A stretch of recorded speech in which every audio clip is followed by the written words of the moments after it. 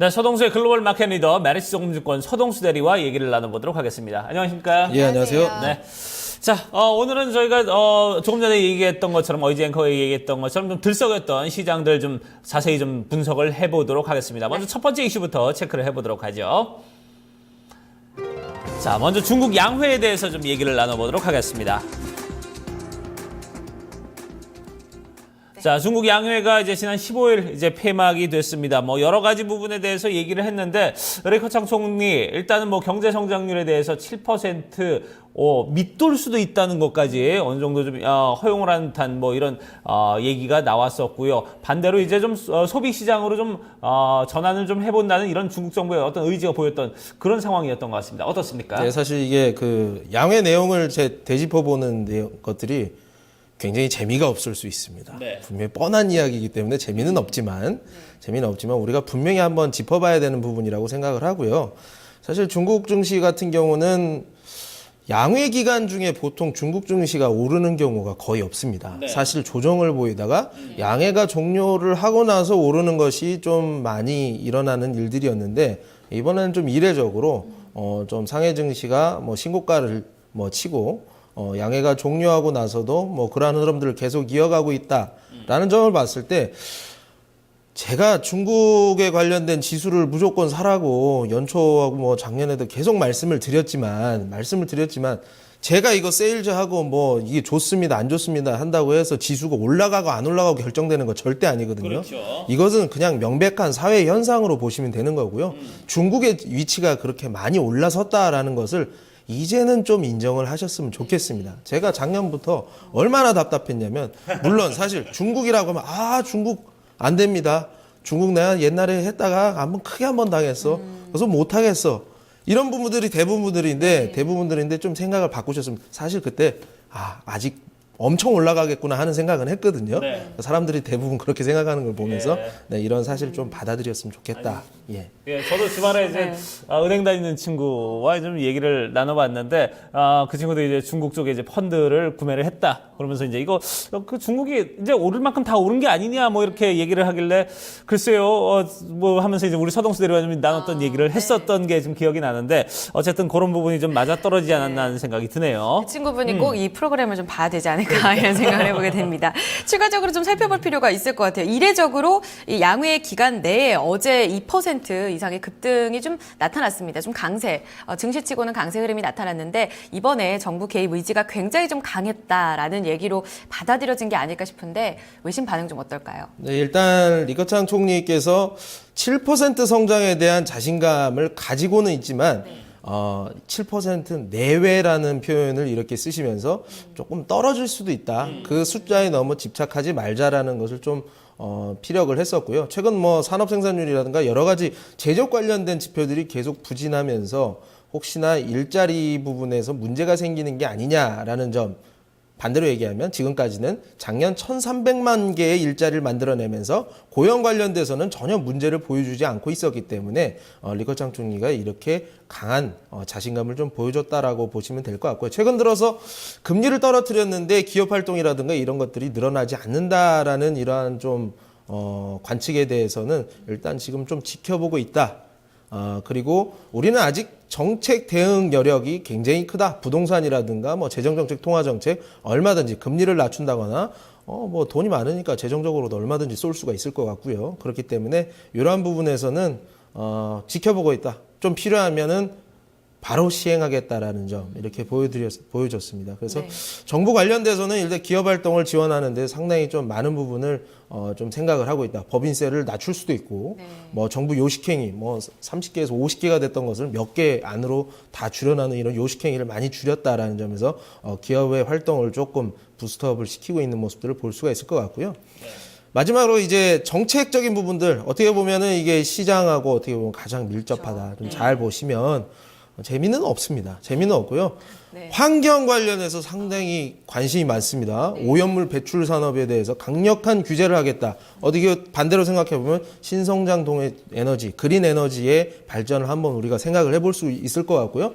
테슬라가 쫓겨나고 테슬라가 중국에서 뭐 거의 쫓겨나다시피 지금 뭐 수세에 몰려 있는 상태에서 중국 로컬 전기차 업체들은 상당히 잘 가고 있거든요. 이런 부분을 한번 생각해 보시면 될 것 같고요. 온라인 융합 상황, IT, 컨버전스, 그러니까 스마트카, 사물 인터넷 이런 것들 강한 육성 의지를 우리가 가지고 있다. 창업시장, 중간춘이라고 해서 미국의 실리콘밸리가 있다면 베이징에는 중간춘이라는 이제 그 많은 젊은이들 모여가지고 뭐 창업 카페니 뭐 이런 데에서 자기 창업을 하는 건 막 프레젠테이션 실리콘밸리에서 하는 거 그대로 쫓아하는 이런 데가 있어요. 뭐 우리나라처럼 뭐 용산 전자상가라고 해가지고 그렇게 좀 비하하는 경우가 있긴 한데 실리콘밸리에 맞다고 보시면 될 것 같고요. 이런 창업 열풍을 계속 이끌어가기 위한 정책 그리고 이거 좀 재밌는 부분인데 이자녀 그러니까 원래 자녀 한 곳만 하다가 이제 지방성에서는 이제 2자녀까지 이제 허용을 하는 것들이 나오기 시작을 했거든요. 여론에 따라서 계속 확대를 하겠다. 이런 것들은 중장기적으로 여기 사람이 더 늘어나거나 아니면 줄지만 않는다고 한다면 계속 제조업 쪽에서는 좀 모멘텀을 가져갈 수 있다라는 좀 생각도 좀 많이 드네요. 네. 전체적으로 뭐 내용은 좀 그전부터 좀 알고 있었던 이제 뻔한 내용들이라고 좀 말씀을 해주셨는데 어떻게 보면 이제 다시 한번 중국 정부의 의지를 확인하는 부분 그러면 아니면은 또 이제 중국에 대해서 그거 계속 갈 수 있을까 하고서 좀 미심쩍게 생각했던 부분에 대해서 좀 확인을 하는 그런 과정이 아니었나 하는 생각이 들고 그런 이제 확신이 서면서 다시 한번 좀 중국 증시가 좀 오르는 이런 모습을 보여주지 않았나 이런 생각이 듭니다. 자, 그럼 앞으로 좀 어떤 이제 중국의 흐름이나 아니면 전체적인 어떤 이 영향력은 어느 정도나 좀 끼치게 될까요? 예, 그냥 뭐 2014년 대비해서 2015년도에 항목별 중앙정부의 재정지출 표를 제가 마지막으로 좀 보여드리면서 네. 중국 공산당이 과연 어디에 관심을 가지고 있느냐. 좌측이 2014년이고요. 우측이 2015년도입니다. 곡물, 유류, 환경, 헬스케어 굉장히 많습니다. 사람이 많고 배를 줄이는 사람들이 많기 때문에 제가 말씀드리면 에너지가 항상 부족하고 먹을 게 부족한 게 중국이다라고 말씀을 드렸습니다. 그리고 환경 같은 경우에는 이런 많은 사람들이 활동을 하다 보면은 조금만 생각을 안 하고 버리게 되면 엄청난 환경 재앙이 지금 스모그가 베이징에 엄청나지 않습니까? 이런 것들을 줄이기 위한 강력한 정책 의지가 있다. 그리고 헬스케어. 중국이 늙어가고 있습니다. 그렇기 때문에 이런 제약이라든가. 근데 아직도 막 한방 처방을 하고 뭐 아직 뭐 이상한 거를 좀 많이 하는 것 같아요. 네. 그 민간 요법 같은 걸 많이 쓰는 것 같더라고요. 이런 것들이 좀 양약으로 좀 전환이 되면서 이런 헬스케어 관련해서는 굉장히 좀 관심을 가져야 된다. 그리고 작년에 문화 콘텐츠라든가 교육 국방에 있었던 이 재정 지출을 농림수산업이랑 과학기술 이쪽으로 이렇게 옮겨갔다라는 점을 한번 보시면서 중국 경제가 어떻게 움직이고 있느냐 한번 생각을 해보시면 좋을 것 같습니다. 그냥 결과적으로 중국이 좋다는 얘기입니다. 네. 네. 자, 사실 결국- 이전에는 저희가 중국의 어떤 정책이 발표가 되면 우리 증시 내에서 수혜주가 뭐냐 이거 찾기에 참 바빴었거든요. 이제 후광통 시행 이후로서는 이 자금이 움직이는 쪽 직접 좀 따라갈 수 있는 방법들이 많이 좀 나오고 있기 때문에 중국 지수 투자 그리고 관련 전략해서 저희가 또 자금이 이동하는 방향 제시해 드리고 있으니까요. 관련 전략 한번 참고해 보시면 좋을 것 같습니다. 네. 자, 특히나 이제 중국의 어떤 재정 지출 어느 쪽에 이제 힘을 쏟고 있느냐 네. 이런 부분에 따라서 이제 흐름을 쫓는 것도 어떻게 보면 하나의 어떤 투자 전략이지 않을까 하는 생각이 드는데 그런 부분에서 분명히 이제 중국 시장이 예전과 이 지출의 어떤 방향이 바뀌었다는 부분도 여러분들께서 좀 체크를 해두시길 바라겠습니다. 자, 이렇게 첫 번째 이슈 저희가 얘기를 나눠봤고요. 이제 두 번째 이슈 체크를 해보도록 하죠. 자, 두 번째 이슈는 독일의 사상 최고가 경신에 대해서 얘기를 좀 나눠보도록 하겠습니다. 네. 뉴욕 증시와는 조금 분위기가 다른 것 같아요. FOMC 회의를 앞두고 갈까 말까 좀 방향성 찾는 뉴욕 증시. 이와는 다르게 유럽 증시에는 벌써 좀 드라기 효과가 나타나고 있는 것 같습니다. 네. 독일 증시 간밤에 12,000선을 돌파했어요. 이게 바로 정책 모멘텀이라는 게 여실하게 보여주는 이런 단면이라고 보시면 될 것 같고요. 그림 보시면 아시겠지만 닥스 지수, 닥스 30 지수가 연초 9,700에서 시작해서 3개월 만에 20%가 넘는 상승률을 보여주고 뭐 이게 뭐 사상 최초 12,000 돌파라고 하는데요. 상당히 좀 부러운 부분이 아닌가 생각됩니다. 네. 3개월 만에 20%가 넘는 상승률을 보였다. 사실 독일이 지금 양적 완화에 대해서 가장 좀 좋지 않은 의견을 냈던 그런 나라인데 그럼에도 불구하고 독일이 가장 수혜를 받는다는 건 이건 좀 독일은 이렇게 좀 오르면 안 되지 않나 이런 생각이 좀 들기도 하는데 말이죠. 어쨌든 간에 지금 독일이 지금 이렇게 잘 가고 있는 거는 결국은 좀 자동차의 어떤 자동차 업체들의 흐름이 좋지 않나 이런 생각이 드는데 외신들의 반응은 어떻습니까? 뭐 다 독일 하시면 독일 하면은 그 장인이 만들어낸 그 상품들을 다 모두가 떠올리실 겁니다. 네.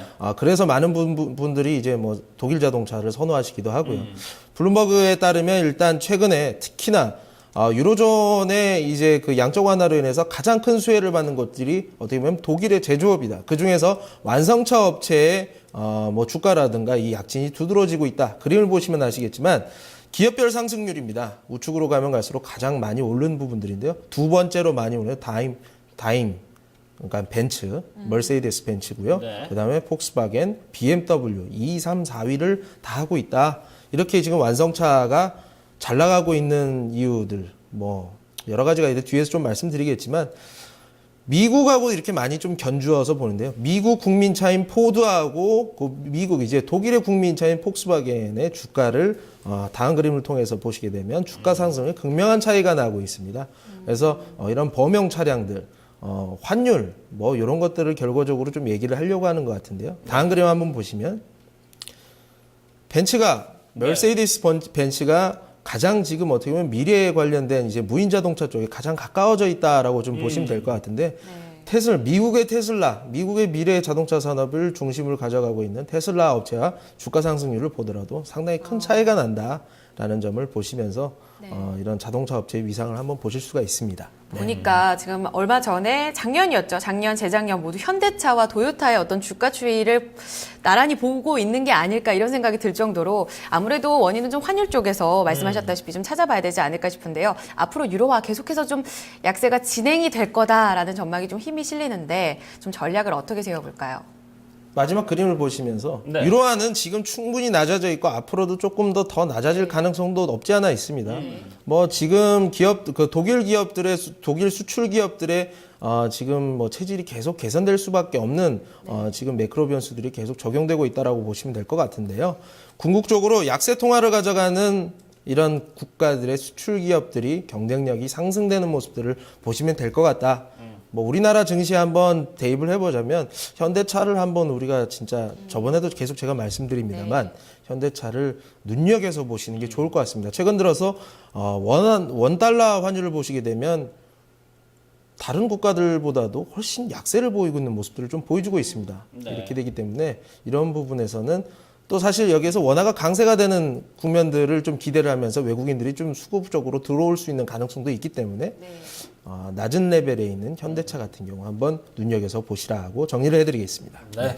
자, 결국은 이제 뭐 지금 우리도 금리를 내렸고 이런 부분에 대해서 좀 원화에 대한 어떤 약세도 좀 이어지고 있는 부분, 한동안 좀 고민했던 어떤 수출주에 대한 어떤 이제 다시 한번 좀 호기를 누릴 수 있는 그런 부분이 아닌가 하는 생각이 드는데 그런 부분에서 좀 흐름을 같이 맞춰서 저희가 좀 얘기를 나눠봤습니다. 자, 이렇게 해서 저희가 글로벌 마켓 리더 여기서 얘기를 마무리를 짓도록 하겠습니다. 지금까지 메리츠 종금증권 서동수 대리와 함께했습니다. 고맙습니다. 예, 감사합니다.